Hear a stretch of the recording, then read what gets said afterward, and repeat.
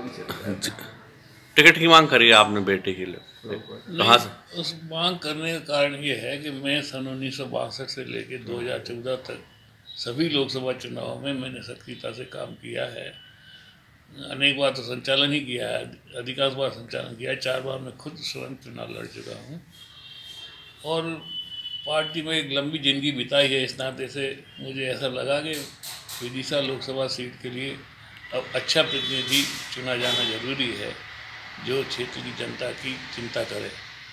और इस नाते से मैंने अभी जो वातावरण लग रहा है, एक बार पहले भी ऐसा वातावरण बना था 1977 में, जब 1972 में रामनाथ गोविंद का जीते थे और उसके बाद एक बार भी क्षेत्र में नहीं आए, तो ये वातावरण बना था कि स्थानीय उम्मीदवार चुनाव लड़ना चाहिए, बाहर का नहीं लड़ना चाहिए। ठाकरे जी ने खुद कहा था कि आप स्थानीय उम्मीदवार खोजो।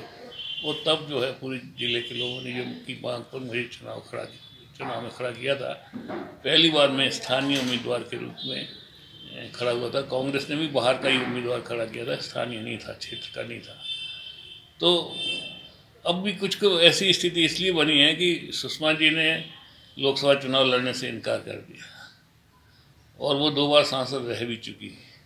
अब क्षेत्र की जनता भी ये सोच रही है कि इस बार फिर स्थानीय उम्मीदवार ही होना चाहिए, बाहर का उम्मीदवार नहीं होना चाहिए। बाहर का उम्मीदवार क्षेत्र की जनता से ज़्यादा न्याय नहीं कर पाता है। और इसीलिए मैंने जब खोज की, सब जगह बात की, मैंने रायसेन में भी बात की, रायसेन जिले में 3 सीटों पर बात की, विदिशा, बासुदा की, बुधनी क्षेत्र में भी बात की। तो फिर लोगों को सहज में लगा कि आप लड़ो या अथवा ज्योति को लड़ाओ।